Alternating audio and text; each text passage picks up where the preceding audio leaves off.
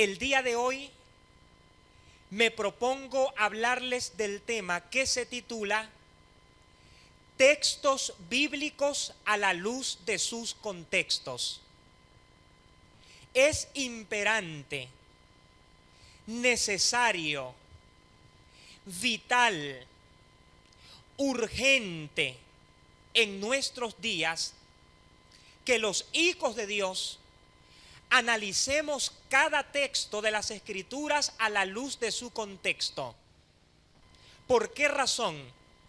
Porque cuando tomamos en cuenta este principio y permitimos que la iluminación del Espíritu Santo se manifieste en nuestra mente y en nuestro espíritu, vamos a entender correctamente la palabra de Dios, y esto va a traer como consecuencia que vamos a romper con la ignorancia en nuestras vidas.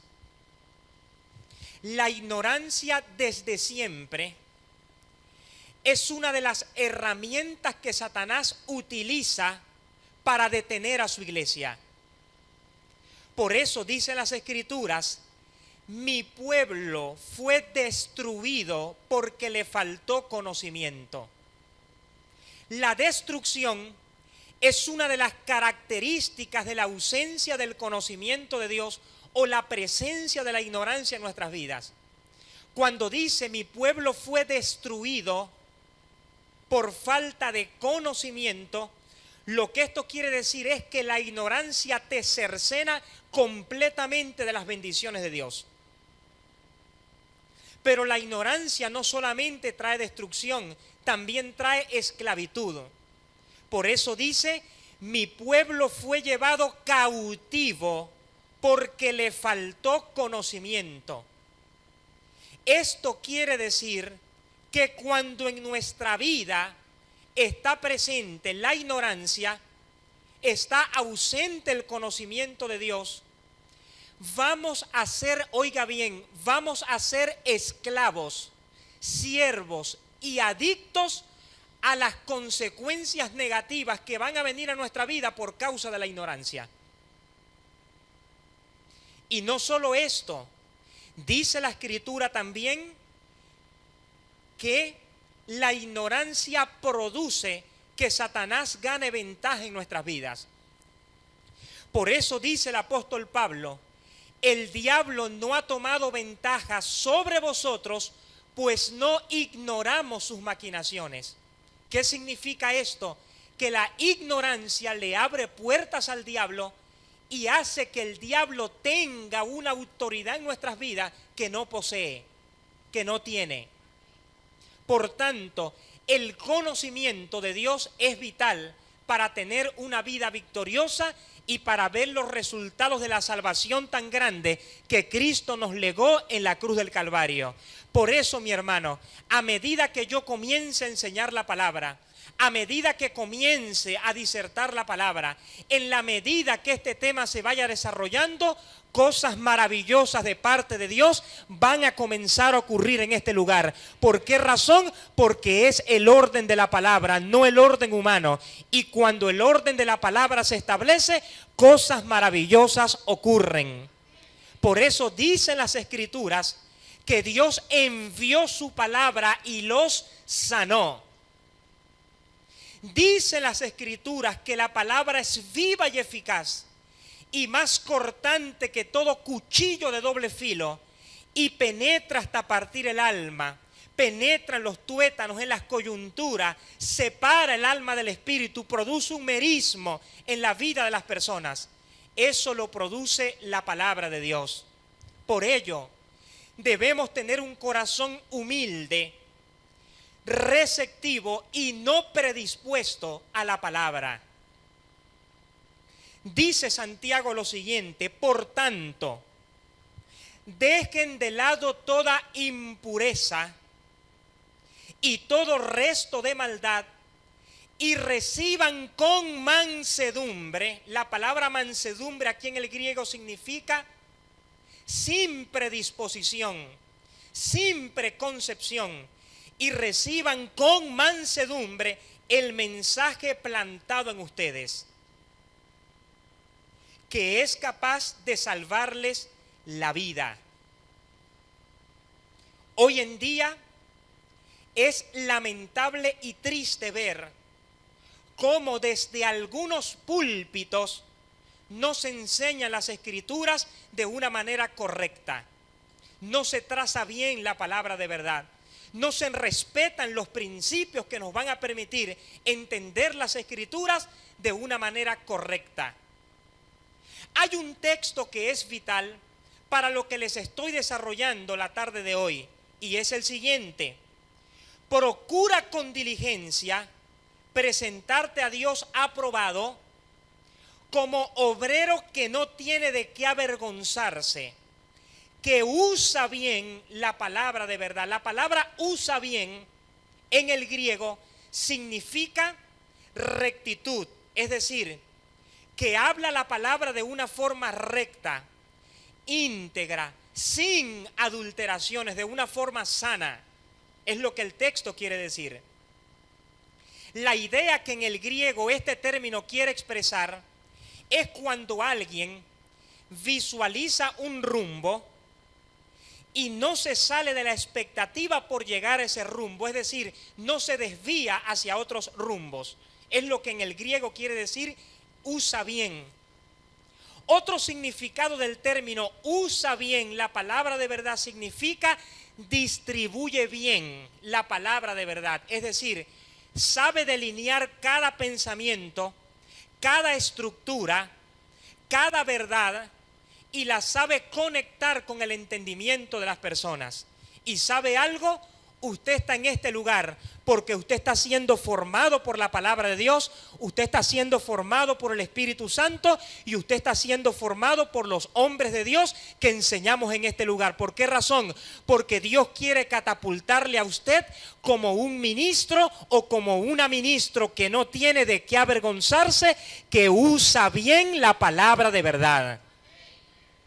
Y hacia ese nivel debemos llegar, de que cuando nos presentemos delante de Dios o cuando en la cotidianidad de nuestra vida, nosotros que tenemos conciencia de que Dios observa cada uno de nuestros pasos por causa de sus atributos o sus propiedades en nosotros, nosotros podamos decir verdaderamente: yo soy un obrero digno, capaz, altamente calificado, que no tiene de qué avergonzarse, que usa bien la palabra de verdad.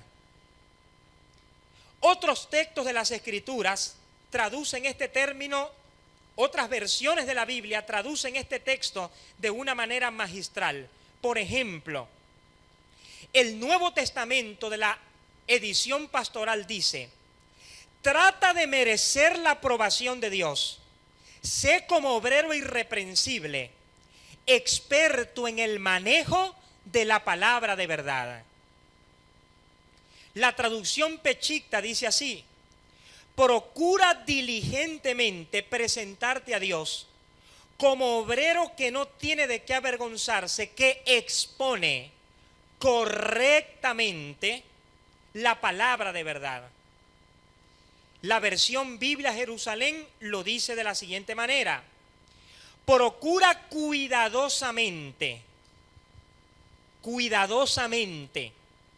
es decir, que debemos ser diligentes en el estudio de las Escrituras y en la exposición de la misma, para no impartir algo que no esté dentro de la rectitud que Dios ha establecido en su palabra. Procura cuidadosamente presentarte ante Dios como obrero aprobado, que no tiene por qué avergonzarse, como fiel propagador de la palabra de verdad. Por ejemplo, hay grupos de homosexuales en los Estados Unidos que son ungidos para el ministerio, y de lesbianas también. ¿Por qué razón? Porque utilizan un texto de la Escritura que es el siguiente: angustia tengo por ti, hermano mío Jonatán, que me fuiste muy dulce, más maravilloso me fue tu amor que el amor de las mujeres. Este texto se ha utilizado para afirmar de que David y Jonatán eran amantes, eran parejas, eran esposos. Y los gays y las lesbianas, sobre todo en los Estados Unidos, lo utilizan para ungir ministros con este problema, para pastorear iglesias donde concurren gays y concurren lesbianas. ¿Por qué razón? Porque no se traza bien la palabra de verdad. ¿Qué es lo que el texto realmente quiere decir? ¿Qué es lo que el relator realmente quiso especificar? Lo que David le quiso decir a Jonatán fue que el amor ágape, el amor de Dios entre él y Jonatán, él lo veía más desinteresado y más generoso que el amor de muchas mujeres. Pero por no trazar bien la palabra de verdad, se utilizan estos textos para avalar la homosexualidad dentro del cuerpo de Cristo. Pero ¿sabe una cosa? La Biblia es un arma muy poderosa, es el arma más poderosa que existe. Y cuando el arma de la palabra no se usa correctamente, puede hacer mucho daño. Pero en este lugar, Dios está levantando un ejército de hombres poderosos, entendidos en la palabra, entendidos en la iluminación de Dios, que van a ser obreros que no tienen de qué avergonzarse, que van a trazar bien la palabra de verdad y que vamos a levantar una contracultura en este mundo, porque vamos a establecer la verdad de Dios por todas partes. El conocimiento de Dios será impartido en todas partes a través de la palabra. Porque así como cae lluvia del cielo y llega a la tierra y la hace germinar y da semilla al que siembra y da pan al que come, así será mi palabra que sale de mi boca. Antes bien hará lo que yo quiero y será prosperada en aquello para lo cual ha sido enviado. Así como la lluvia surte su efecto en la tierra, en el nombre de Jesús, así la palabra de Dios surtirá su efecto en su vida el día de hoy, y usted saldrá renovado, transformado, edificado, levantado y puesto a resplandecer por el efecto glorioso de la eterna palabra de Dios. Porque no solo de pan vivirá el hombre, sino de toda palabra que sale de la boca de Dios. Mire lo que el texto quiere decir. Esto es una traducción incorrecta y ustedes se van a dar cuenta en el momento cuando yo se los lea. Mire lo que dice el autor anónimo a los Hebreos, que en mi opinión particular yo creo que es el apóstol Pablo. Dice el texto: porque la palabra de Dios es viva y eficaz y más cortante que todo cuchillo. La traducción espada es incorrecta. La traducción correcta es cuchillo. Y más cortante que todo cuchillo de dos filos. Y penetra hasta partir. La palabra partir aquí en el griego es merismos, que significa establecer una distinción o una diferencia entre una cosa y la otra. Lo que el texto quiere decir es que la palabra es tan poderosa, es un espejo tan eficaz que puede darnos a conocer a nosotros en nuestra vida cuando Él está trabajando con nuestro espíritu y cuando está trabajando con nuestra alma. Hasta partir el alma y el espíritu, las coyunturas y los tuétanos, y discierne los pensamientos y las intenciones del corazón.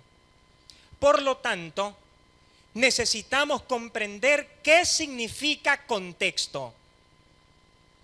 Y le voy a dar varias definiciones. Contexto puede definirse de manera sencilla como el análisis responsable que se le hace a un texto en todas sus expresiones y en toda su extensión.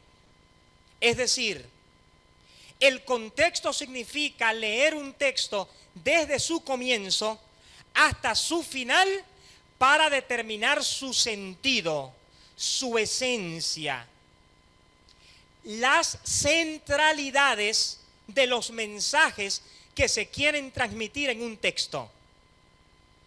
Por ello es que cuando se toma un texto sin tomar en cuenta su contexto, no solo se tergiversa el mensaje que se quiso transmitir, sino también se enseña una mentira. Y eso es lo que ha pasado en el pueblo de Dios. Con mucho respeto, Nos hemos acostumbrado a oír mentiras desde nuestros púlpitos. Lo digo con mucho amor, con mucho respeto y con mucha responsabilidad. Nos hemos acostumbrado a oír mentiras de nuestros púlpitos.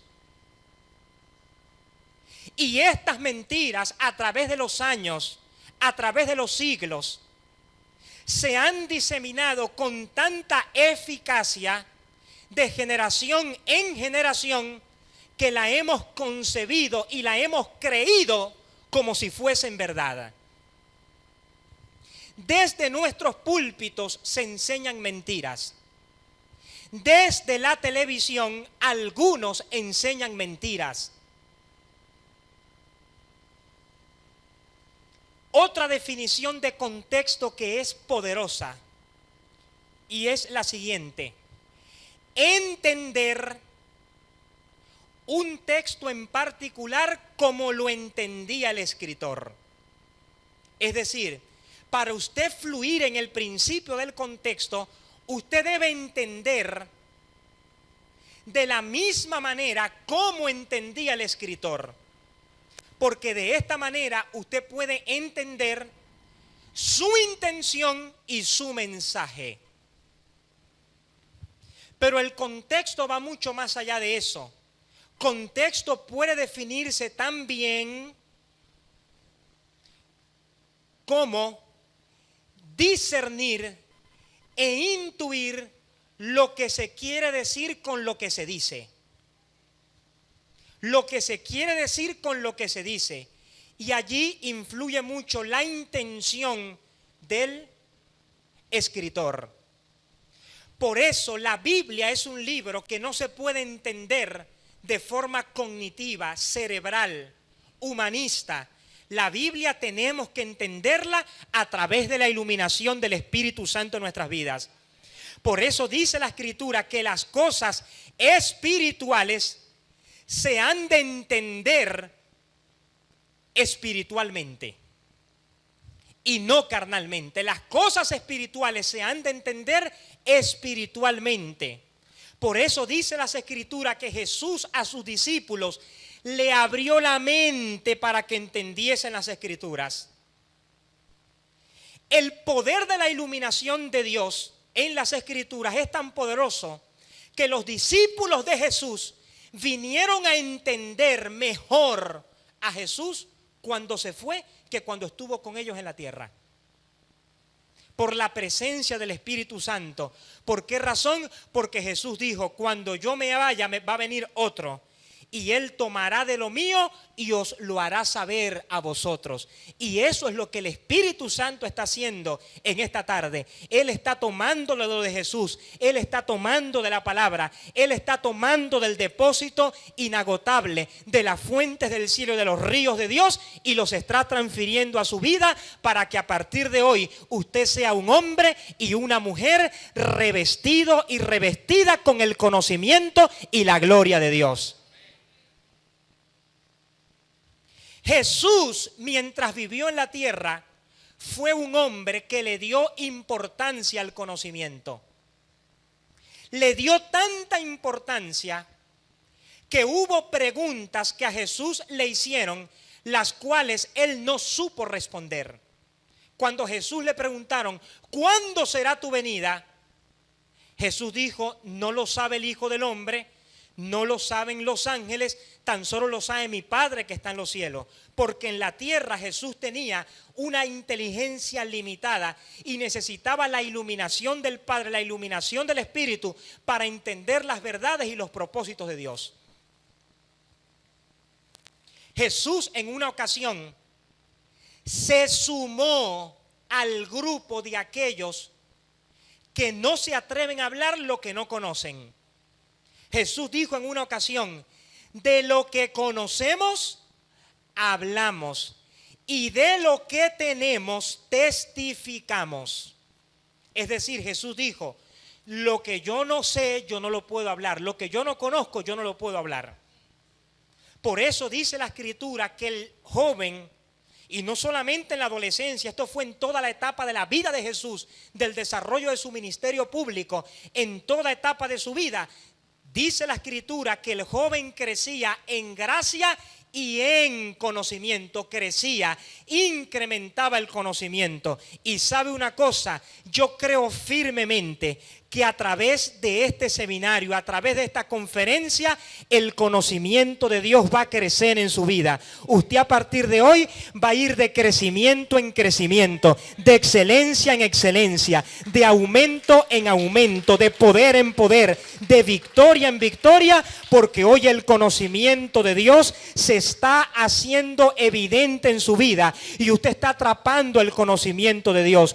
Yo en esta tarde no vengo solamente a hablarle a su mente, yo vengo a hablarle a su espíritu, porque cuando se le habla a la mente se le puede olvidar, pero cuando se le habla al espíritu, el espíritu produce sustancia, la sustancia desarrolla fe y la fe lo hace levantarse a usted por encima de cualquier cosa, y en usted se va a hacer carne lo que dice la Escritura, es pues la fe el título de propiedad de lo que se espera y la convicción de lo que no se ve. Por lo tanto, hoy es una tarde no solamente para que usted reciba una palabra que penetre en su mente, que abra su mente, de hecho va a abrir su mente, sino también que sea insertada en su espíritu para que eso produzca sustancia, la sustancia produzca convicción y la convicción haga que su nivel de fe crezca, aumente. Porque ya nosotros recibimos fe. No es bíblico decir, Señor, dame fe, porque dice la Escritura que a cada cual le fue dado una medida de fe. Nosotros lo que necesitamos es palabra de Dios para saber dónde vamos a depositar nuestra fe. Por ende, también podemos decir qué contexto significa unir todas las palabras de un texto para establecer su sentido real. La palabra contexto en el griego es compuesta. Con significa juntar y texto significa tejer. Y esto te habla de un sistema, te habla de un diseño, te habla de un mensaje, te habla de una singularidad, te habla de una característica, te habla de muchas realidades, las cuales vamos a poder conocer cuando entendamos cada texto de las Escrituras a la luz de sus contextos. ¿Qué significa tejer y juntar? En términos gramaticales, que la unión de las palabras y de las frases y de las expresiones determina el sentido de un texto. Por eso es que un texto debe conectarse con los otros textos para poderlo entender, para poder saber cuál es su contexto. Mis hermanos queridos, Dios va a hacer cosas grandes en esta tarde.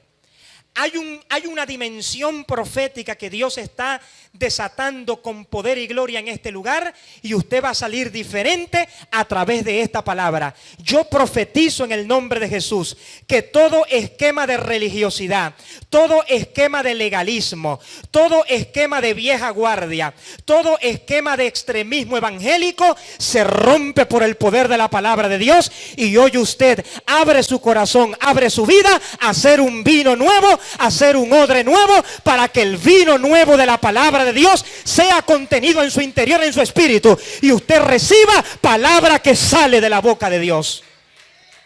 Así que prepárese para lo que viene porque Dios va a hacer grandes cosas en este momento, en este lugar, en esta reunión, en medio de su pueblo. Yo creo que no nos va a dar tiempo llegar hasta las 5. Y ustedes me van a pedir, vamos a darle hasta las 6. Primer texto que estaré enseñando el día de hoy es el siguiente. El ladrón no viene sino para. Este para gramaticalmente te habla de un propósito, de un objetivo. Es decir, lo que Jesús quiso transmitir fue que el ladrón tiene propósitos muy definidos que surtir en la vida de cada creyente. Y por supuesto, son propósitos que tienen características muy negativas. Dice, el ladrón no viene sino para hurtar y matar y destruir. Punto y seguido. Y aquí viene el contraste. Yo he venido para que tengan vida y vida en abundancia. Este texto tradicionalmente se le atribuye al diablo. Y las palabras hurtar, matar y destruir se utilizan para sobredimensionar un supuesto poder que el diablo tiene sobre la vida de los creyentes. Incluso cuando se habla sobre guerra espiritual o sobre batalla espiritual, este es un texto clave que por no analizarse de manera responsable a la luz de su contexto, se ha utilizado para sobredimensionar al diablo, darle un lugar que no tiene, sacarlo de proporción y colocarlo como el niño malo de la película, el cual tiene la culpa de todas las cosas. Sin embargo, cuando nosotros analizamos este texto cuidadosamente, nos daremos cuenta que Jesús, en su discurso, en su alocución, en la acalorada discusión que viene trayendo con los fariseos, no se está refiriendo al diablo, sino al sistema religioso. ¿Por qué Jesús los llamó ladrones?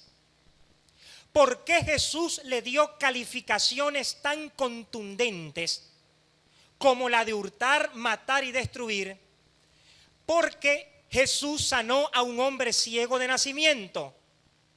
Y ellos comenzaron a decir que Jesús era un falso profeta porque había sanado a este hombre un día sábado. Para colmo, al joven que recibió el milagro, que antes era un ciego de nacimiento, al joven que recibió el milagro, lo expulsan de la sinagoga, lo expulsan del círculo íntimo de los fariseos, y el joven obviamente se suma al equipo ministerial de Jesús. Jesús se enardece, se molesta y los llama ladrones. Veamos el contexto. Jesús, antes de decir, el ladrón no viene más que a matar, hurtar y destruir, pero yo he venido para que tengan vida y vida en abundancia, Jesús en el contexto dice lo siguiente: todos los que vinieron antes de mí son ladrones y asaltantes, refiriéndose a quién, al sistema religioso. En el desarrollo de los acontecimientos se viene manifestando una oposición perfecta por parte del sistema religioso. La gota que derrama el vaso es que lo acusan de falso profeta por sanar un día sábado, argumentando en su contra de que no respetaba el día de reposo ordenado por Dios, y aparte de eso expulsan de la sinagoga al joven que recibió el milagro. Jesús se enardece, toma para su equipo ministerial al joven y da una sentencia contundente donde Jesús quiso decir: yo soy rabino, ellos son rabinos, pero yo no tengo nada que ver con ellos. Fue lo que Jesús quiso decir. Entonces él dice: todos los que vinieron antes de mí son ladrones y asaltantes, pero las ovejas no las oyeron. Yo soy la puerta, el que por mí entra será salvo, y entrará y hallará pastos. Y allí es donde Jesús dice: el ladrón no viene sino para hurtar, matar y destruir. Jesús claramente en el contexto se está refiriendo es al sistema religioso y no al diablo. El diablo no se menciona por ningún lado. De hecho, ni siquiera lo que Jesús produjo sobre este hombre fue una liberación de demonios. Era un hombre ciego. El diablo no se menciona por algún lado. Ahora, si nosotros queremos tomar este texto y darle una aplicación actual, ¿cuál sería entonces? De que el sistema religioso destruye, oprime, suprime, esclaviza, manipula, ataca, lesiona los sueños, lesiona la baja autoestima de las personas, pero Jesucristo ha venido para que tengamos vida y vida en abundancia. Esto está vigente para todos los tiempos. Mientras un segmento del pueblo de Dios está inmerso en la religión, muchos consciente o inconscientemente matando, destruyendo, diciéndole a la gente que la mujer que se vista de una manera tal, si Cristo viene en ese momento, no se va a poder ir al cielo, o cosas así como esta, pues nosotros que tenemos la revelación de la vida abundante sabemos que no somos ladrones, no hemos sido establecidos para robar de la vida de la gente los sueños y los propósitos que tienen. Por el contrario, hemos sido llamados por Dios para ser impartidores de vida abundante en las personas. Eso es lo que el texto quiere decir, y esa es la aplicación que hay que darle al texto. Mire, mi hermano, usted quiere saber algo y se lo voy a decir con mucho respeto. Tenemos que sacar al diablo de la mente de los evangélicos y tenemos que ubicarlo en la realidad de las cosas. Hay que sacar el diablo de la mente de muchos evangélicos. ¿Sabe por qué? Porque mucha gente, por estar todo el tiempo pensando en el diablo y en el diablo y en el diablo, no avanzan. Mire, mi hermano, si de algo yo estoy seguro, es que Satanás está debajo de mis pies, porque dice la Escritura que Cristo puso todas las cosas debajo de sus pies y la dio por cabeza a la iglesia. Yo soy cabeza, no soy cola. Estamos siempre arriba y nunca abajo. Por ello, este texto no tiene nada que ver ni con el diablo, ni con los demonios, ni principados. Este texto tiene que ver con el sistema religioso. Mire, mi hermano, yo le voy a decir algo en este día y tómelo de una manera equilibrada, tómelo de una manera comedida, tómelo de la manera como se lo quiero transmitir por la dirección de Dios. Si a mí me ponen 100 endemoniados y me ponen un evangélico con una mentalidad religiosa, yo me quedo con los 100 endemoniados, porque esos 100 endemoniados en el nombre de Jesús los echo fuera, obedecen, los demonios son libres, los comienzo a formar, le comienzo a meter palabras, le comienzo a meter vino nuevo y esa gente comienza a crecer. Pero mi hermano, si me pongo a discutir con un evangélico que tiene una mentalidad religiosa, mire, mi hermano, hago vigilia durante 7 días consecutivos, sin desayunar, sin almorzar y sin cenar, y no lo logro sacar del error. ¿Por qué razón? Porque ni siquiera Jesús pudo con los religiosos. Jesús nunca recibió oposición de la gente pecadora. Siempre la oposición de Jesús vino de parte del sistema religioso. Por eso Jesús los llamó ladrones. Ustedes son unos ladrones.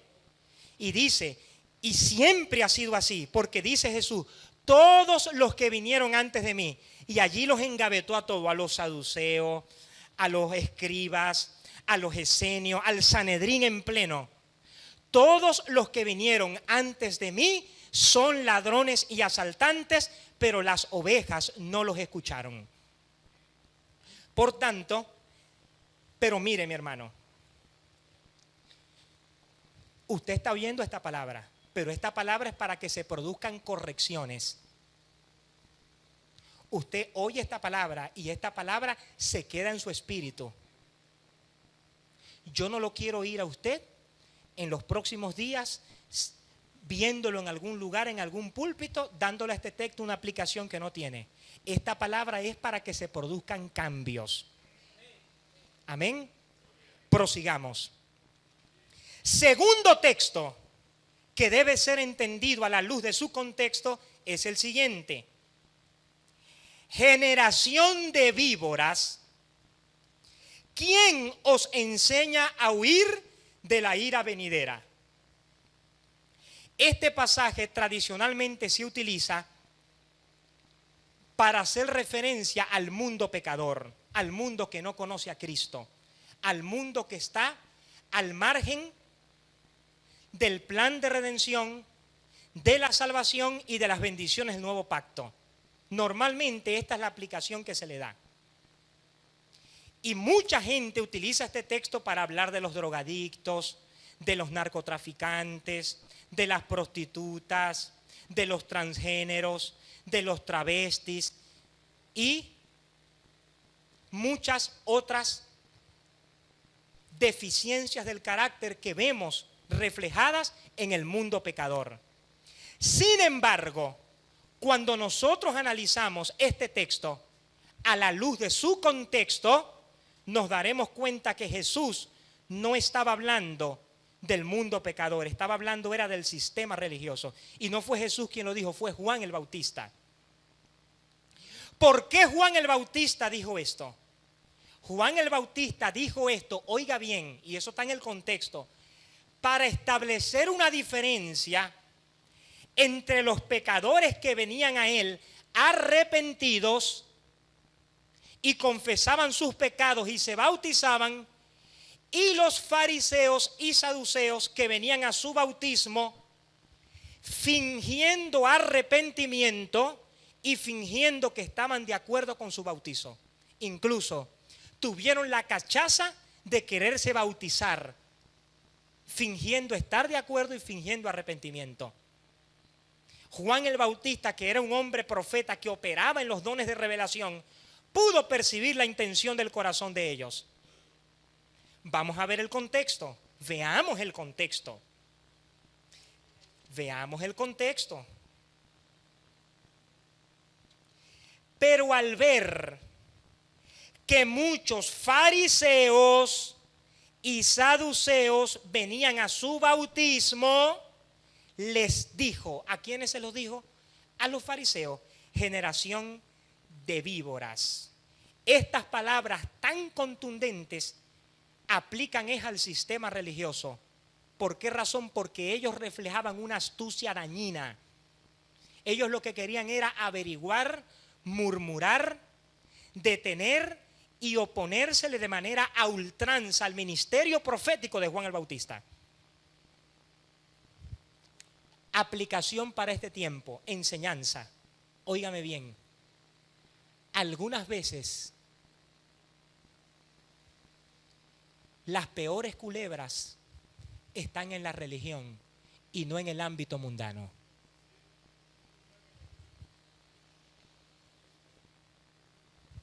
Por lo tanto, este texto también debe ser ubicado a la luz de su contexto. Siguiente texto que debemos ubicar en su contexto es el siguiente. Los días de nuestra edad, Salmo 90:12, son 70 años y si en los más robustos son 80 años. Con todo su fortaleza es molestia y trabajo. Normalmente este texto se utiliza para decir que la voluntad de Dios es que sus hijos vivan de 70 a 80 años máximo. Y cuando una persona vive hasta los 80 años, para la mentalidad de algunos evangélicos, se considera un triunfo, una bendición, un gran logro. Sin embargo, cuando nosotros analizamos este texto a la luz de su contexto, nos daremos cuenta que no es lo que quiere decir el contexto. El mensaje central no es lo que quiere especificar el texto. Los días de nuestra edad, de 70 años a 80 años, lo más robusto, no está hablando de una virtud, está hablando de una maldición en el texto. Para Moisés, que fue quien escribió este salmo, vivir hasta los 80 años o morir a los 80 años es morir bajo maldición. Y no es como comúnmente se enseña por no tomar en cuenta el contexto. ¿Por qué razón? Oiga, porque el contexto dice, a causa de tu ira, era la ira de Dios, acabamos nuestros años como un pensamiento. los días de nuestra edad son 70 años y si los más robustos son 80. ¿Y cuál es la evidencia? Con toda su fortaleza y molestia, porque pronto pasan y volamos. Para Moisés, el que los judíos vivieran de 70 a 80 años era estar bajo maldición. Para los efectos del escritor, morir a los 80 años era morir prematuramente y morir bajo maldición. De hecho, este texto, este salmo se está escribiendo es en alusión a lo que Moisés proféticamente veía venir, que por causa de que los hijos de Israel se obstinaron en practicar la murmuración, Dios los iba a arrasar y los iba a dejar a todos tendidos en el desierto y no le iba a permitir a esa generación entrar en la tierra prometida. Por ende, este texto no tiene absolutamente nada que ver con que la voluntad de Dios como se hace en algunos velorios. Bueno, el hermano duró hasta los 70 años o hasta los 80 años en lo más robusto o en los cumpleaños. No, mi hermano. Moisés está hablando aquí en el contexto de algo crítico que estaba viviendo sobre Israel. La ira de Dios se había desatado. Los años de ellos estaban acabando como un pensamiento. Y si usted analiza el contexto, se va a dar cuenta aún más que esto es así. Porque Moisés dice, Señor, tú nos has sido refugio de generación en generación. Antes que naciesen los montes y formases la tierra y el mundo desde el siglo hasta el siglo, tú eres Dios. Vuelves al hombre hasta ser quebrantado y dices, convertí, oh hijo de los hombres, porque 1000 años delante de tus ojos son como el día de ayer que pasó y como una de las vigilias de la noche. Los arrebatas como con torrentes de agua, son como sueños, como la hierba que crece en la mañana florece y crece, a la tarde es cortada y se seca. Porque con tu furor, mira el contexto, somos consumidos y con tu ira somos turbados. Era la ira de Dios lo que estaba produciendo que esta generación durara poco tiempo. Sin embargo, a pesar de que Moisés veía una proyección negativa, también podía ver por el Espíritu una proyección positiva. Porque después de decir esto, en el contexto dice, enséñanos de tal modo a contar nuestros días que traigamos al corazón sabiduría. Vuélvete, oh Señor, y aplácate para con nosotros. De mañana sácianos de tu misericordia y cantaremos y nos alegraremos todos nuestros días. Alégranos conforme a los días que nos afligiste y los años en que vimos el mal. Aparezca en tus siervos tu obra y tu gloria sobre tus hijos. Sea la luz de Jehová el Señor sobre nosotros y la obra de nuestras manos confirma si la obra de nuestras manos confirma. En otras palabras, Dios estaba abriendo una ventana profética para que esta maldición que estaba produciendo sobre los judíos, que duraran tan poco tiempo, se rompiera y pudieran vivir mucho más. Mi hermano, ¿cuál es la aplicación que tenemos que darle a este texto hoy en día? No es que Dios quiere que usted viva hasta los 70 u 80 años. Ahora, no estoy diciendo que alguna persona que muere de 70 o que muere de 80 años es porque murió bajo maldición. Pero si usted se cuida, si usted hace las cosas como tiene que hacerlas, si usted hace las cosas a la manera de Dios, si usted hace las cosas verdaderamente como Dios quiere, si usted honra a sus padres, mire mi hermano, si usted se alimenta bien, yo le aseguro que usted no va a durar ni 70 ni 80 años, usted va a durar 90 años, 100 años, porque Dios ha prometido para sus hijos largura de días. Por ende, hermano, esto se va a seguir incrementando, ¿yo? Pero le voy a leer otra vez el texto, se lo voy a leer otra vez. Y a quienes me están viendo en toda América Latina, no me apague el televisor, porque esta palabra está penetrando su vida. Porque Dios en este tiempo está desatando el conocimiento, el río de Dios por todas partes. Y América Latina va a salir de la ignorancia y del desconocimiento. Porque Dios está levantando a su pueblo en este tiempo con un hambre intensa por el conocimiento de su palabra. Le voy a leer otra vez el texto. Por tanto, dejen de lado toda impureza y todo resto de maldad y reciban con mansedumbre o receptividad, sin predisposición, sin orgullo religioso, el mensaje plantado en ustedes que es capaz de salvarles la vida. Esto es de vida o muerte. Esto es de vida o muerte. Texto número 4 que estaré enseñando a la luz de su contexto es el siguiente. Cuando el espíritu inmundo sale del hombre, anda por lugares secos, buscando reposo y no lo halla. Entonces dice, volveré a mi casa de donde salí. Y cuando llega la halla desocupada, barrida y adornada, entonces va y toma otros 7 espíritus peores que él, y entrados moran allí. Y el postrer estado de aquel hombre viene a ser peor que el primero.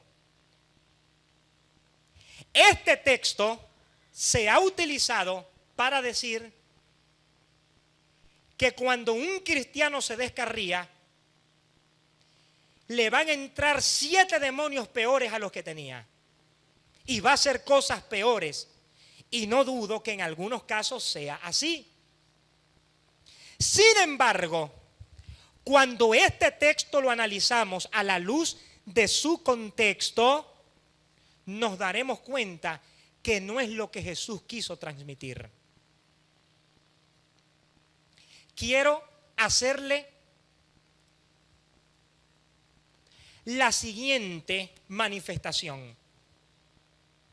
Mire, mi hermano, quienes sostienen el punto de vista de que este texto hace referencia a la iglesia, también están obligados a afirmar de que todos aquellos que vienen a Cristo están poseídos por demonios.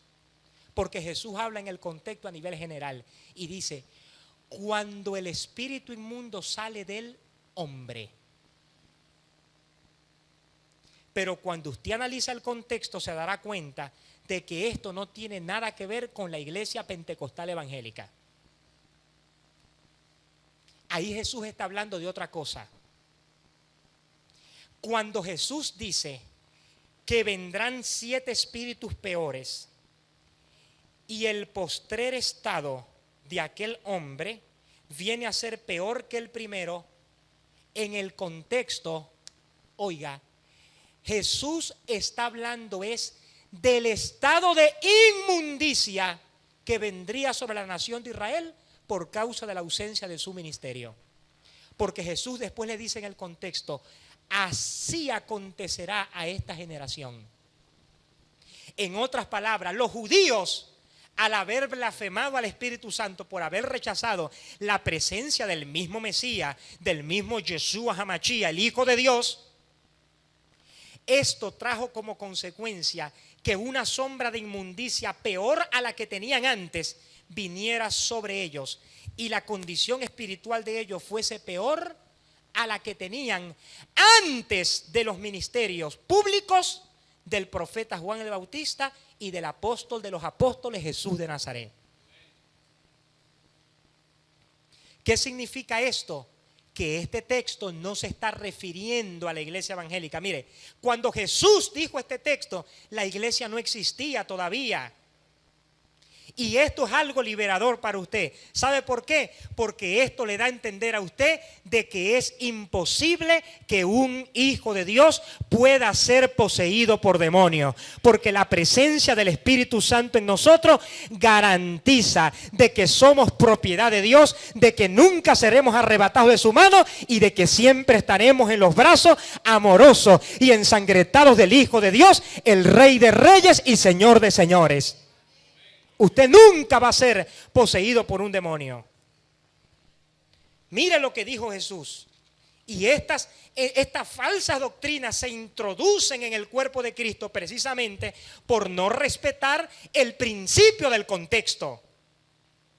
Dijo Jesús, y yo rogaré al Padre que os dará otro consolador para que esté en vosotros para siempre. Si Jesús está orando al Padre para que el Consolador esté en nosotros para siempre, En nosotros no se puede aplicar el principio de que nos van a entrar 7 espíritus peores. Eso se está refiriendo al pueblo de Israel. Hay palabras que son específicas para la nación de Israel. Hay palabras que son específicas para la iglesia. Hay palabras que son específicas para los gentiles. Por ejemplo, los 4 evangelios es la palabra de Jesús al pueblo de Israel, no a la iglesia. La iglesia no existía para ese momento. Ahora, hay cosas buenas, hay principios de la palabra que se deben tomar. Claro que sí. ¿Debemos enseñar las palabras de Jesús? Claro que las debemos enseñar. Pero debemos ubicarnos en el contexto del tiempo para poder entender las Sagradas Escrituras de una manera gloriosa y pueda la palabra surtir el efecto que Dios ha determinado desde antes de la fundación del mundo que debe tener en nosotros. Texto número 5 que estaré analizando a la luz de su contexto, el siguiente. Y cuando Él venga, redarguirá al mundo de pecado, de justicia y de juicio. Este texto, por no analizar su contexto, es utilizado para enseñar erróneamente que el Espíritu Santo redarguye a los creyentes. El Espíritu Santo no redarguye a los creyentes. El Espíritu Santo guía a los creyentes, que es diferente. Porque el redarguir en el contexto tiene que ver con la acción que el Espíritu Santo produce en la mente, en la voluntad, en el espíritu y en las emociones de aquellos que tienen la naturaleza pecaminosa caída adámica. En otras palabras, según el contexto, ¿de qué es aquello de lo cual redarguye el Espíritu Santo? De la naturaleza pecaminosa caída adámica que tienen los hombres.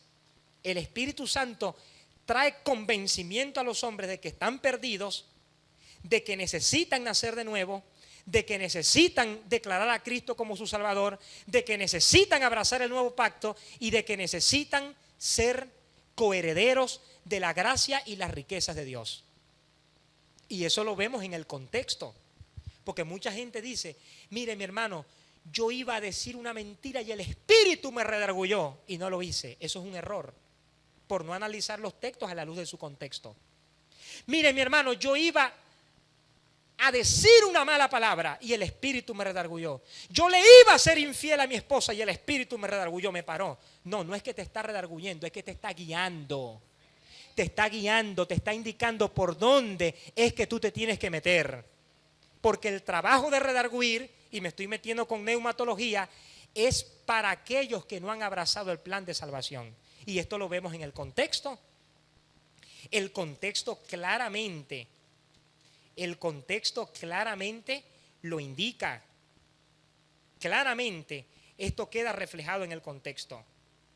Porque dice, y cuando venga redarguirá al mundo, no a la iglesia, al mundo de pecado, de justicia y de juicio.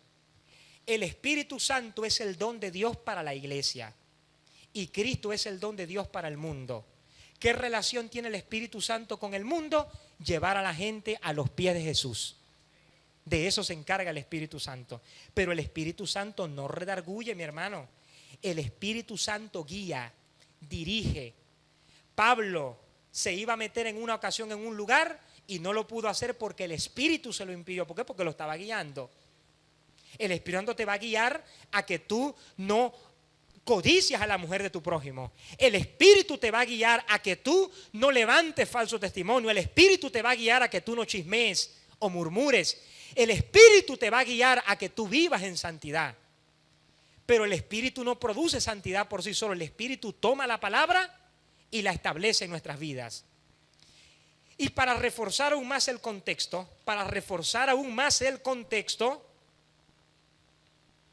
mire lo que Jesús sigue reforzando en su enseñanza. De pecado, ¿qué cosa? El redargüimiento. Estamos en el contexto. Porque no creen en mí. De justicia, porque voy al Padre y ya no me veréis más. Y de juicio, porque el príncipe de este mundo ha sido juzgado. Es decir, desde el momento óigame bien, desde el momento en que nosotros venimos al reino de Dios, se supone que nosotros debemos entender que tenemos la naturaleza divina y que nunca la vamos a perder. Que tenemos la justicia de Dios y que nunca vamos a entrar en un plano de culpabilidad. Y que el príncipe de este mundo ya ha sido juzgado. ¿Qué significa esto? Que se supone que desde el momento en que nosotros venimos al reino de Dios, debemos entender que somos más que vencedores, que somos victoriosos, que tenemos la herencia gloriosa de los santos y que somos más que vencedores. Y que ni la muerte, ni la vida, ni ángeles, ni principados, ni lo presente, ni lo porvenir, ni lo alto, ni lo profundo, ni ninguna otra cosa creada nos podrá separar del amor de Dios que es en Cristo Jesús, Señor nuestro, porque ante todas estas cosas somos más que vencedores por medio de aquel que nos amó. Eso sucede desde el momento en cuando el Espíritu Santo nos redarguye y abrazamos el plan de redención. Por eso yo no puedo entender cómo tantos evangélicos, y lo digo con mucho respeto, todo el tiempo están hablando del diablo. Y el diablo está por aquí. Y el espíritu de Belial está por aquí. Y ten cuidado con el espíritu de Jezabel que está por aquí. Mi hermano, ¿qué espíritu de Belial? ¿Qué espíritu de Jezabel? Ni qué nada. Cristo todas las cosas las puso debajo de sus pies y la dio por cabeza a la iglesia. Somos más que vencedores por medio de aquel que nos amó. Pero esto se va a seguir reforzando. Seguimos.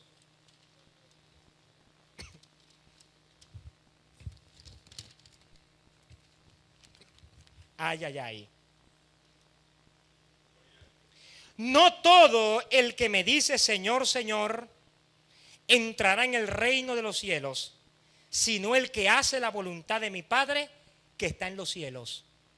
Este texto en la actualidad se utiliza para hablar de los evangélicos carnales o de los evangélicos que se apartan del Señor o dejan de vivir en santidad.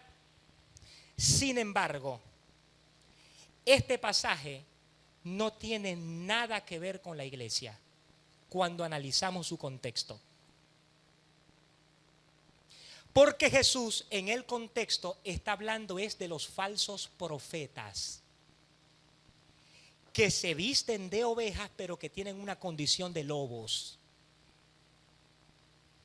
En el contexto, quienes se van a presentar delante de Jesús en aquel día y le van a decir, Señor, en tu nombre profetizamos, en tu nombre echamos fuera demonios, son los falsos profetas. Porque en el contexto Jesús dice, guardaos de los falsos profetas porque vienen a ustedes vestidos de oveja, pero en realidad son lobos rapaces. Este texto no está hablando de los evangélicos carnales. Este texto está hablando de personas que se introducen en el cuerpo de Cristo, que no tienen la salvación, porque Jesús en el contexto les dice, nunca os conocí, apartaos de mí, hacedores de maldad, nunca os conocí. Si le está diciendo que nunca los conoció, quiere decir que nunca fueron salvos. Nunca tuvieron una relación con Cristo, nunca experimentaron la vida del Espíritu Santo, nunca fueron templo y morada del Espíritu Santo, nunca fueron sellados con el Espíritu, nunca abrazaron el nuevo pacto. Este texto en tal caso se puede aplicar es a los fundadores de las sectas falsas, a los falsos profetas, de quienes nosotros debemos guardarnos, que incluso muchos de ellos surgen de entre nuestras filas. El fundador de la secta Moon surgió de una iglesia presbiteriana. El fundador de la secta Creciendo en Gracia surgió en cierto sentido de los bautistas y en cierto sentido de los pentecostales. Cuando comenzó a recibir esas supuestas revelaciones, era pastor de una iglesia pentecostal. El fundador de los Testigos de Jehová salió también de entre nosotros. De este tipo de gente es de quienes nosotros debemos cuidarnos. Es decir, no todo el que me dice Señor, Señor, entrará en el reino de los cielos. Mi hermano, viva en santidad, porque si usted le dice al Señor, Señor, y no vive en santidad, usted se va para el infierno. No es eso lo que el texto quiere decir. Esto no tiene nada que ver con la iglesia. Nada que ver con la iglesia. El contexto claramente lo indica.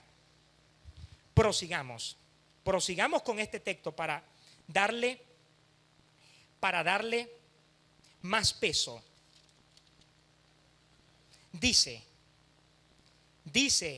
el contexto: guardaos de los falsos profetas que vienen a vosotros con vestidos de oveja, pero por dentro son lobos rapaces. ¿Qué significa esto? Que estas personas, a pesar de que hicieron obra cristiana, nunca sus obras fueron probas delante de Dios, sencillamente porque no tenían el nuevo nacimiento. Aunque parecían tener la revelación de Dios, no tenían la revelación. Aunque parecían ser íntegros en sus acciones, no eran íntegros en sus acciones. Aunque parecían practicar la caridad, en realidad no practicaban la caridad, porque Dios les dice: nunca os conocí, es decir, nunca fueron salvos. Más allá, Jesús está diciendo de que nunca habrá la posibilidad de que sean salvos. Nunca os conocí, nunca habrá la posibilidad de que ustedes sean salvos. Porque aunque Dios no determina a nadie para perderse, pero Él en su atributo de la presciencia sabe quién se va a perder y quién no se va a perder. Es decir, Jesús entiende bajo una óptica profética de que nunca habrá ni siquiera la más mínima posibilidad, ni la más pequeña ápice de que estas personas puedan ser salvas. Y estas personas, como Russell, como el fundador de la secta Creciendo en Gracia, algún día se van a tener que presentar delante de Dios. Si el fundador de la secta en Gracia no se arrepiente y no activa su vida en el plan de salvación y no ha sido escogido por Dios para ser salvo, mi hermano, no lo va a salvar ni Mandrake el mago. Porque Dios dice: nunca os conocí. Y la razón es porque son lobos.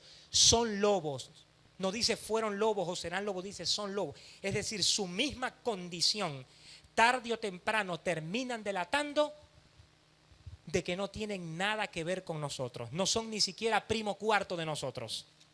Es lo que el texto quiere decir. Otro texto que también debe ser analizado a la luz de su contexto es el siguiente. Ay, mi hermano, ¿cómo hago yo para decirles esto? Cualquiera pues que oye estas palabras y las practica será comparado a un varón prudente que edificó su casa sobre la roca. Mi hermano, usted oiga la palabra, porque cuando vengan las pruebas usted va a subir peldaño por peldaño. Vamos escalando peldaño, vamos alcanzando la fe. Y aunque el camino sea muy angosto, con Jesús yo voy a triunfar. Ya viene la recompensa, ya no voy a esperar. Y no me acuerdo. En el contexto, oiga, en el contexto de ese texto, los ríos, los vientos, representa la oposición que vamos a tener por parte de los falsos profetas. Porque es lo que Jesús viene hablando en el contexto. Jesús viene diciendo: guardaos de los falsos profetas. Entonces, mientras el de Creciendo en Gracia anda haciendo todo tipo de cosas para detener a la iglesia, nosotros andamos entendiendo estos textos fuera del contexto. No, aquí el hombre prudente, según el contexto, porque estamos hablando de la misma idea de Mateo capítulo 7. Aquí el hombre prudente que edifica su casa sobre la roca y que oye la palabra, es decir, oye lo que Jesús está diciendo en ese momento. Ahora, ¿qué es lo que Jesús está diciendo? ¿Cuál es la palabra que debemos oír? ¿Cuál es la palabra que debemos cuidar para nosotros poder sentarnos sobre la roca como hombres y mujeres prudentes? El cuidado que debemos tener para evitar a los falsos profetas. El que oye la palabra, el que es un escogido de Dios y oye la palabra, va a edificar su vida sobre Cristo. Van a venir los vientos de doctrina, van a venir los falsos profetas, van a venir los de la secta Moon, los de la secta Creciendo en Gracia, van a venir los testigos de Jehová, van a venir todo tipo de desviaciones doctrinales que hay en muchos lugares del planeta Tierra. Van a venir todo este tipo de personas. ¿Y qué va a suceder? No va a poder prevalecer. ¿Por qué razón? Porque nuestra vida está fundada sobre la roca inconmovible de los siglos, que es Cristo Jesús. Van a venir vientos. Los falsos profetas se van a levantar contra nosotros. Eso es lo que Jesús quiere decir en el contexto. Los falsos profetas se van a levantar en contra de nosotros. Ahí no está hablando de cualquier tipo de prueba. Ahí está hablando es de la oposición religiosa que nosotros vamos a tener. Porque cuando nos levantemos con el vino nuevo, algo va a suceder. Los falsos profetas se van a levantar y nos van a hacer la oposición. Pero nosotros sabemos que estamos parados en la roca inconmovible de los siglos. Y aunque vengan vientos, aunque vengan tempestades, no nos van a poder dañar. Es lo que el texto en el contexto quiere decir. Y el que edificó su casa sobre la arena es aquel que no se cuidó de la presencia de los falsos profetas. Eso está clarito, ahí está en el contexto. Porque después que Jesús dice, guardaos de los falsos profetas que vienen a vosotros porque son lobos rapaces, es decir, que van a tratar de destruirte porque los describe como lobos rapaces. ¿Y qué dice pues? Cualquiera pues que oye estas palabras y las practica será comparado un hombre. ¿Cuáles palabras? La de cuidarnos de los falsos profetas. El contexto está claro, mi hermano. Por supuesto, si usted le quiere dar una aplicación a este texto, alusiva a las pruebas, a las deudas, a las tentaciones, lo puede hacer, pero diga primero lo que el texto quiere decir en su contexto. Diga primero lo que el texto quiere decir en su contexto. Dice, y cayó la lluvia, y vinieron los torrentes, y soplaron los vientos, e irrumpieron contra aquella casa, y fue grande su ruina. Esto hace referencia a las personas imprudentes que permiten la influencia de los falsos profetas en sus vidas. ¿Se da cuenta? Yo le dije a usted que la información que usted iba a recibir aquí no la iba a oír en ningún libro de hermenéutica. Y no se aperciben de su naturaleza destructiva para detenerlos. Este texto podría aplicarse a aquellos hijos de Dios que se dejan arrastrar por todo viento de doctrina. Miren, hermano, yo conozco gente que son escogidos de Dios, pero todo viento de doctrina ellos lo agarran.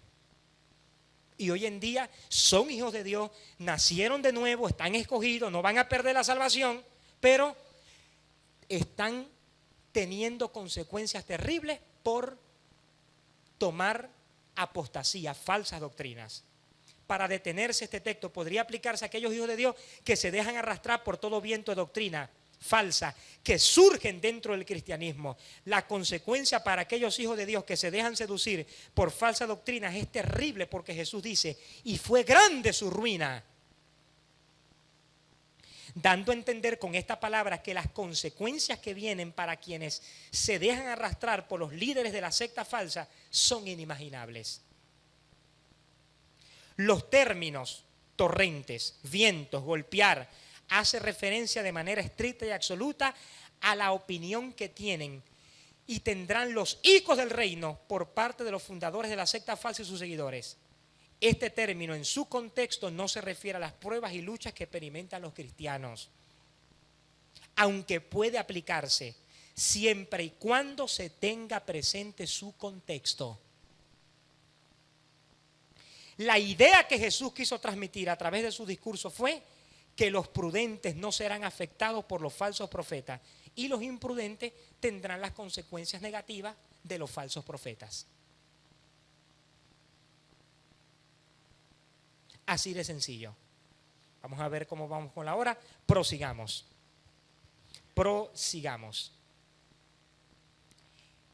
Texto número 8. Y habiendo en ella desarmado completamente a los principados y a las potestades, los exhibió públicamente en el desfile triunfal.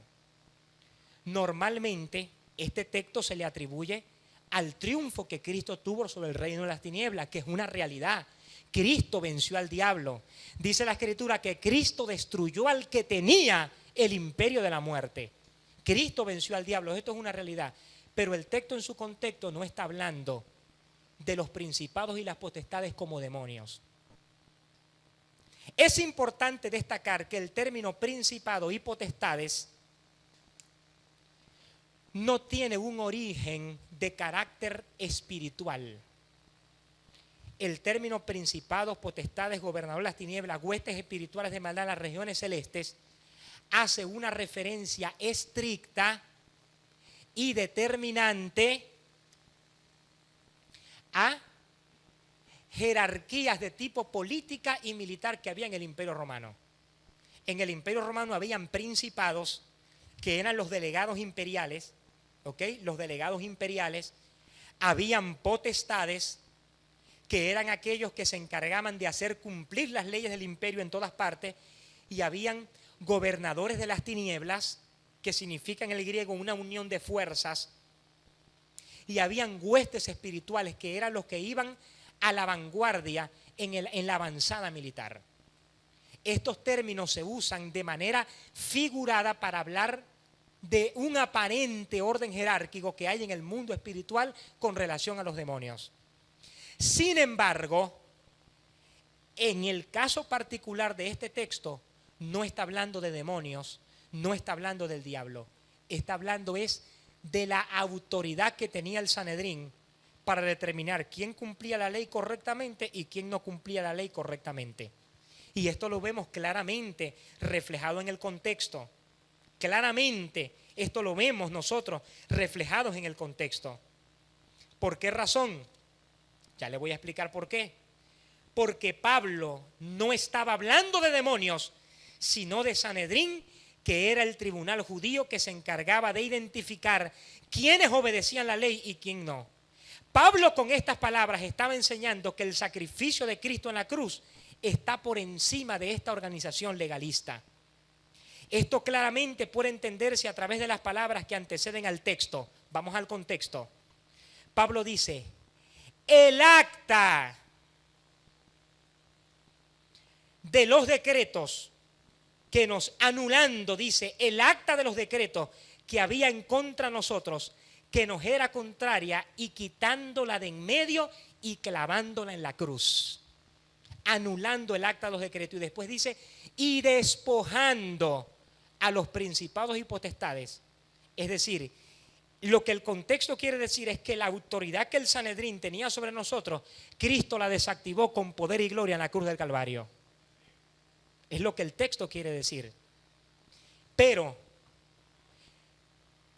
después hay otro sentido que podemos ver evidenciado en el texto, porque Pablo después dice, por tanto, es decir, afirmando que los principados y potestades han sido despojados, es decir, que ya el Sanedrín no tiene control sobre nosotros. ¿Me estoy explicando?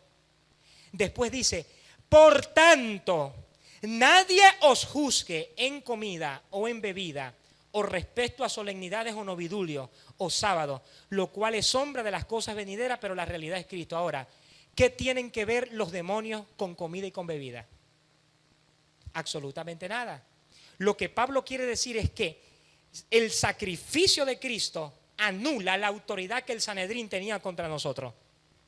Y actualmente hay sanedrines contemporáneos y modernos que quieren imponerle a la gente una serie de normas, una serie de leyes, una serie de regulaciones asfixiantes. Pero ¿sabe una cosa? Cristo Jesús en la cruz del Calvario dejó sin efecto el sistema religioso. Y ahora todos nosotros pertenecemos al nuevo pacto y estamos bajo el sistema de la gracia y ya no estamos bajo el sistema de la ley. Es decir, la autoridad que el Sanedrín tenía sobre nosotros, Cristo la dejó sin efecto en la cruz del Calvario. Ya nadie nos puede señalar, ya nadie nos puede juzgar porque no comemos ciertas cosas, porque no bebemos ciertas cosas, ya nadie nos puede criticar porque no cumplimos el día sábado, ya nadie nos puede criticar porque no cumplimos alguna fiesta judía. ¿Sabe por qué? Porque todo eso era sombra de lo que había de venir. La sombra quedó atrás porque Cristo Jesús en la cruz del Calvario la dejó sin efecto a causa de su sacrificio. Y ahora nosotros tenemos la sustancia que es Cristo.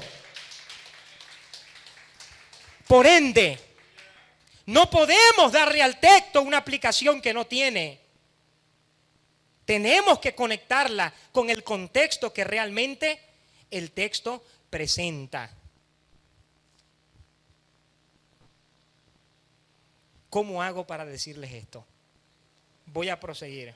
porque se están derribando muchos esquemas. Y sabe una cosa, en el nombre de Jesús se van a seguir derribando los esquemas, porque la palabra está fluyendo en este lugar como río. La palabra está cambiando, la palabra está rompiendo estructura, la palabra está rompiendo el molde, la palabra está rompiendo los viejos paradigmas que detuvieron a la iglesia. Pero hoy el orden de la palabra se está estableciendo en este lugar, y cuando el orden de la palabra se establece, las cosas tienen que cambiar, porque la palabra es viva y eficaz.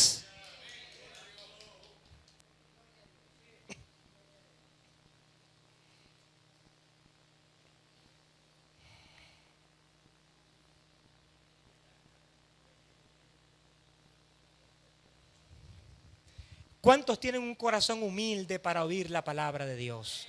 Para recibir la palabra de Dios. Y si la palabra me derriba conceptos, mire mi hermano, yo le digo al Señor, Señor, derríbame conceptos que yo pueda tener, derríbame paradigmas. Yo no quiero ser un odre viejo, yo no quiero enseñar vino viejo, yo quiero enseñar vino nuevo. Yo quiero entrar en la reforma apostólica y profética, que es el conocimiento de Dios para sus hijos.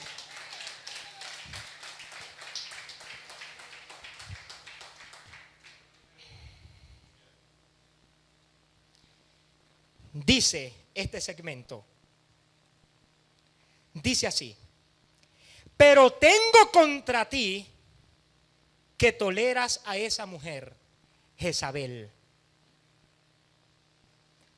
Este texto es utilizado por una parte de la tradición religiosa para enseñar o hacer referencia a un supuesto demonio con forma de mujer llamado Jezabel, el cual influye en algunas mujeres que le abren puertas, convirtiéndolas en personas manipuladoras y practicantes de la inmoralidad sexual.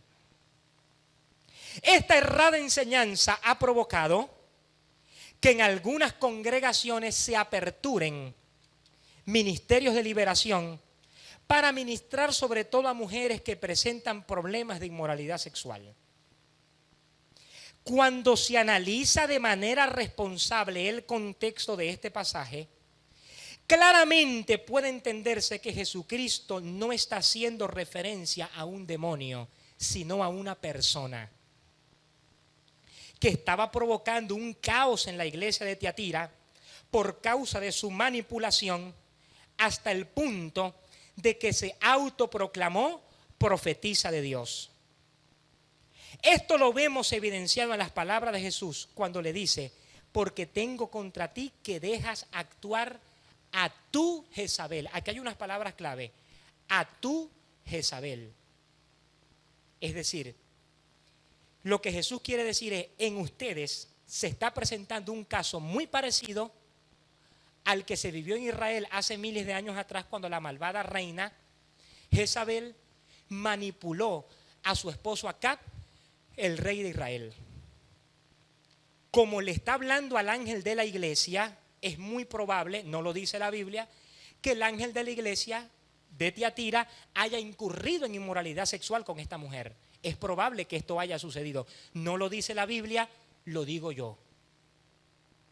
Por la forma como Jesús le habla, podríamos inferir de esa manera. Prosigamos. Cuando se analiza de manera responsable el contexto de este pasaje, claramente puede entenderse que Jesucristo no estaba haciendo referencia a un demonio, sino a una persona que estaba provocando un caos en la iglesia de Tiatira por causa de su manipulación, hasta el punto de que se autoproclamó profetisa de Dios. Esto lo vemos evidenciado en las palabras de Jesús cuando dice: pero tengo contra ti que dejas actuar a tu Jezabel. Es decir, tu Jezabel significa lo mismo que ellos permitieron, ustedes también lo están permitiendo. Un contexto como el que se movió en Israel hace miles de años atrás se está moviendo hoy en día entre ustedes. Había un caso de inmoralidad sexual compulsivo y ¿cómo se dice? Adicto muy fuerte en esta mujer, que la Biblia no describe su nombre, pero simbólicamente le llama Jezabel por las similitudes de conducta con la malvada reina de Israel. Esa mujer que se llama a sí misma profetisa, que enseña a mis servidores y los hace descarriar, pues se prostituyen y comen carne sacrificada a los ídolos. Le he dado tiempo para que se arrepienta, pero no quiere dejar su prostitución. Por eso ahora la voy a arrojar en un lecho de dolor. Un juicio que vino sobre esta mujer, que la Biblia no menciona su nombre, pero como le dije, simbólicamente se le llama Jezabel. La voy a arrojar en un lecho de dolor y también enviaré una prueba terrible a los que comen adulterio con ella, a no ser que se arrepientan de sus maldades. A sus hijos los heriré de muerte. Así entenderán todas las iglesias que yo soy el que escudriña el corazón y la mente, dando a cada uno según sus obras. La Biblia no menciona el nombre propio de esta mujer, aunque se le llama Jezabel de una manera simbólica por las similitudes que tenía con la antigua reina de Israel, esposa de Acab, quien persiguió a Elías de una manera despiadada. Se le llama así para ilustrar el carácter rebelde de esa mujer que ocasionó mucho daño en la iglesia de Tiatira. Por eso Jesús le dijo: dejas actuar a tu Jezabel. Ahora, vamos a analizar el contexto. Número 1. Quienes sostienen el punto de vista de que la Jezabel a la cual hace referencia Apocalipsis capítulo 3 es un demonio en forma de mujer, están obligados también a sostener de que los demonios tienen posibilidad de arrepentimiento. Porque dice el texto en su contexto: le he dado tiempo para que se arrepienta. Ahora yo le pregunto, ¿los demonios pueden arrepentirse? Esta Jezabel tenía posibilidad de arrepentimiento. No es un demonio, es una persona que se le llama Jezabel. ¿Se está dando cuenta? Porque es importante analizar los textos a la luz de su contexto. Y no es que si sale alguien hablando del espíritu de Belial, del espíritu de Achalón, del espíritu de Jezabel, todo el mundo sale repitiendo lo mismo. No, mi hermano, hay que analizar lo que dice la palabra.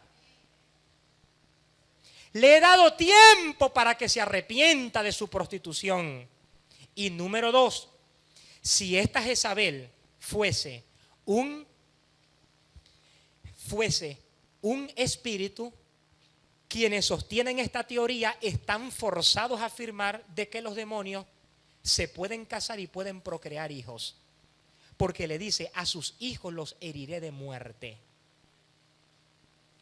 Se puede presentar el caso de una mujer jezabélica en el sentido de que sea alguien con una debilidad muy fuerte a la inmoralidad sexual. Se le puede llamar jezabélica, pero no se puede decir que tiene un espíritu de Jezabel, porque eso no está en la Biblia.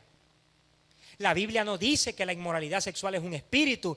La inmoralidad sexual son obras de la carne, son acciones de la carne. Cuando dice: le he dado tiempo para que se arrepienta de sus fornicaciones, de su prostitución, lo que el texto quiere decir es: esta mujer que es salva, porque era una mujer salva, como no se quiere arrepentir, la voy a juzgar, le voy a mandar la muerte, y a sus hijos también los voy a herir de muerte. Y todas las iglesias sabrán que yo soy el Cristo, el que gobierna sobre las iglesias. Este texto no está hablando de un espíritu, está hablando de una persona. Porque si estuviera hablando de un espíritu, los demonios tendrían que procrear, tendrían oportunidad de arrepentimiento. Y actualmente tendríamos personas entre nosotros nacidas como consecuencia de una unión sexual entre un demonio y una persona. Es un disparate pentecostal. No es así. No hay un espíritu de Jezabel. Mire, mi hermano, usted sabe de quién se tiene que cuidar usted bastante, de usted mismo. De usted mismo es de quien se tiene que cuidar usted, porque el diablo está debajo de sus pies y usted lo sujeta debajo de sus pies, listo. Pero la carne, mi hermano, cuando esa debilidad se activa, cuando esa negra que tiene tumbado se presenta delante de usted y usted dice: Dios mío, ¿qué voy a hacer? O huya, me quedo. Y usted dice: no, yo voy a huir porque yo he decidido cuidarme a mí mismo y cuidar la doctrina para no deshonrar el nombre de Dios. El diablo lo único que puede hacer es ofrecer chocolate. ¿Quieres chocolate? Bueno, tú ves si te comes el chocolate o desechas el chocolate. Pero no es que el diablo se está apareciendo en forma de mujer y bailando en forma de mujer, y a las 3:30 de la noche se le metió el espíritu de Jezabel y la mujer comenzó a ser inmoral sexualmente. No, mi hermano, es que hay mujeres, mi hermano, que son débiles en la carne y que necesitan ser exhortadas por la palabra, necesitan un hombre de Dios que las exhorte, necesitan someterse a un proceso de santificación, necesitan permitir que Dios derribe esos argumentos carnales que hay en su mente, necesitan dar muerte a los deseos de la carne. No existe un espíritu de Jezabel, lo que existe son espíritus de la carne, lo que existen son tendencias carnales, obras de la carne. Esta mujer estaba haciendo cosas tan terribles en la iglesia primitiva que Cristo dijo: Dios mío, esta mujer me tiene hasta la coronilla. La voy a llamar Jezabel. Es un término simbólico, pero no existe, según la Biblia, un espíritu llamado Jezabel. Hermano, el hecho de que algo sea repetido por el 90% de los evangélicos no significa que sea verdad. El hecho de que algo sea repetido y sea creído por una mayoría no significa que sea verdad. Por eso tú estás en este lugar. ¿Sabes por qué? Porque tú formas parte de aquellos miles que no han doblado sus rodillas ante Baal, que han decidido romper con los rudimentos de la religión, que han decidido romper con la vieja guardia, que han decidido romper con el legalismo, que han decidido romper con todos aquellos principios, si es que se le puede llamar principios, con todas aquellas aberraciones de las escrituras existentes hoy. No existe un espíritu de Jezabel. No es bíblico, quebranta el principio del contexto, no es lo que Cristo quiso transmitir. No podemos añadirle a Cristo palabras que Él no ha dicho. No podemos añadirle a los textos situaciones que Él no ha colocado. No podemos hacerlo. Por lo tanto, tenemos que entender esto, mi hermano. Ahora, usted está recibiendo palabras. Si usted está, los que no son de vino nuevo, si usted está en congregaciones donde se cree todas estas cosas, bueno, sea prudente, ame a su pastor, respete a su pastor, pero ya usted sabe, mi hermano, cómo son las cosas. Usted está dentro del vino nuevo de Dios, y cuando usted recibe el vino nuevo de Dios, mi hermano, usted rompe con ese vino viejo, y eso es lo que Dios está haciendo en este día hoy. Dios está desestructurando de su mente el vino viejo y está colocando el vino nuevo de la palabra de Dios. Vamos a ir entonces a un breve receso para que en la siguiente parte seguimos con todos los hierros. Él nos ama, cuánto Él nos ama, Él nos ama.